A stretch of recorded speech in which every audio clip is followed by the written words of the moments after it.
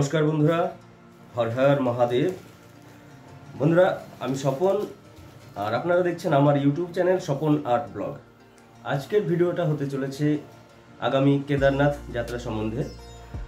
তো সবাই জানো, আগামী 10ই মে আমাদের কেদারনাথ যাত্রা শুরু হয়ে যাচ্ছে। অক্ষয় তৃতীয়ার পবিত্র দিন থেকে শুরু হয়ে যাচ্ছে। তো আজকের এই ভিডিওতে কেদারনাথ যাত্রার সমস্ত বিষয় নিয়ে কথা হবে। তো যারা প্রথমবার কেদারনাথ যেতে চলেছ তাদের জন্য এই ভিডিওটা খুবই উপকারী হতে চলেছে, তাই স্কিপ না করে পুরোটা দেখবে, সঙ্গে থাকবে এই আশা করছি। তো বন্ধুরা, গত বছরই আমরা কেদারনাথ ভ্রমণ করে এসেছি, খুব সুন্দরভাবে ভ্রমণ করে এসেছি। এবং সবাই জানো কেদারনাথ একটা দুর্গম যাত্রাপথ এবং অনেক দূরের যাত্রাপথ। তো সেই অনুযায়ী ওখানে যেতে গেলে বেশ কিছু সাবধানতা অবলম্বন করতে হবে, আর বেশ কিছু প্রয়োজনীয় জিনিস যেটা সঙ্গে থাকলে ভালো হয় সেই ব্যাপারগুলো সব ডিটেলসে আমি বলবো। বন্ধুরা, আমরা এখান থেকে তো প্রথমেই আমরা গেছিলাম হচ্ছে হরিদ্বার। আমরা প্রথমে হরিদ্বার গেলাম। হরিদ্বার থেকে আমরা পুরো 4টে ধামই কিন্তু আমরা ভ্রমণ করেছি, শুধু কেদারনাথ নয়। প্রথমে যমুনোত্রী থেকে শুরু করেছিলাম আমাদের যাত্রা, 4 ধাম যাত্রা যাকে বলে। যমুনোত্রী, তারপরে গঙ্গোত্রী, তারপরে কেদারনাথ এবং সবার শেষে বদ্রীনাথ ভ্রমণ করে আমরা রিটার্ন করেছিলাম। তো আমরা মোটামুটি গত বছর সমস্ত রকম প্রস্তুতি নিয়েই গেছিলাম। তো যারা কখনো যায়নি তাদের জন্য অনেক কিছু অসুবিধার ব্যাপার হতে পারে। তো প্রথমেই যেটা করতে হবে, এখান থেকে যাওয়ার আগে কিন্তু ওখানকার যে সরকারি যাত্রার যে রেজিস্ট্রেশনটা সেটা করিয়ে নিতে হবে। এটা অনলাইনে করা যায়, আমি লিংক দিয়ে দেবো। কেদারনাথ যাত্রার জন্য একটা অনলাইন রেজিস্ট্রেশন করে গেলে আপনার সব থেকে সুবিধা হবে। তো সবার প্রথম কাজ হচ্ছে এখানে বসেই রেজিস্ট্রেশনটা করিয়ে নেওয়া, এবং প্রথম থেকেই ওখানে যেহেতু আমাদের অনেক ট্রেকিং করতে হয়, তো সেই অনুযায়ী নিজের শরীরটাকে প্রস্তুত করে নেওয়া।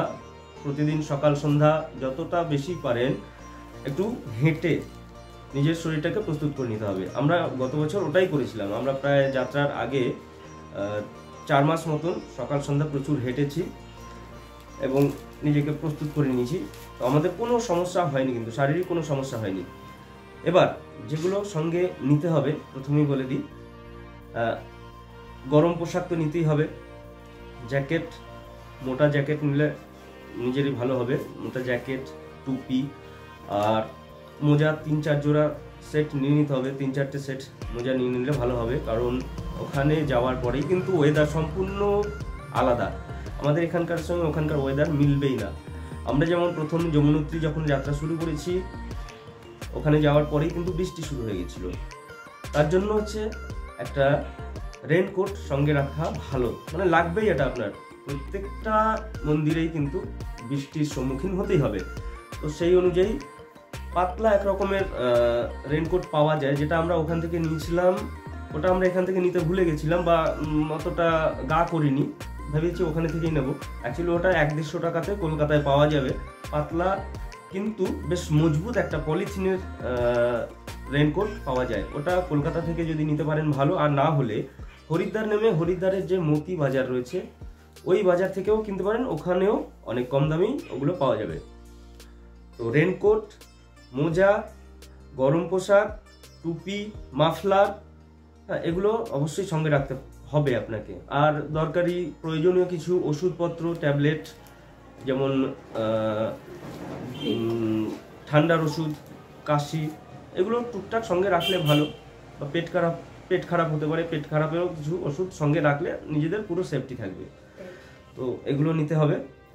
পেন কিলার, ব্যান্ডেজ, এই ধরনের ব্যান্ডেজ যেগুলো থাকে 2-4টে নিতে হবে। আর শুকনো খাবার যেগুলো রয়েছে, খেজুর, কিশমিশ, কাজু, চকলেট, এগুলো কিন্তু সঙ্গে রাখলে খুবই কাজে দেবে। কারণ হচ্ছে এক একটা যাত্রাপথ, ধরুন যমুনোত্রীতে আপনার প্রায় 7-8 কিলোমিটার মতন ট্রেকিং করতে হবে। আর হ্যাঁ, ফ্লাস্ক, চা বা গরম জলের ফ্লাস্ক প্রত্যেকের কাছেই একটা করে রেখে দিলে, ওটা ব্যাগের মধ্যে রাখলে ওটা কাজে আসবে। গরম জল নিয়ে নিলেন, বা গরম জল চিনির সঙ্গে থাকলেও একটু কফি নেওয়া হলো। কফিটা মাঝে মধ্যে নিয়ে খেলে অনেকটাই শরীরে শক্তি পাওয়া যাবে। যেহেতু প্রথমবার যারা ট্রেকিং করবে অনেক রকম বাধার সম্মুখীন হতে হয়। যত উপরে যাবেন একটু হালকা সমস্যা হতে পারে শ্বাস প্রশ্বাসের, তো সেই সময় একটু রেস্ট নিয়ে যেতে হবে।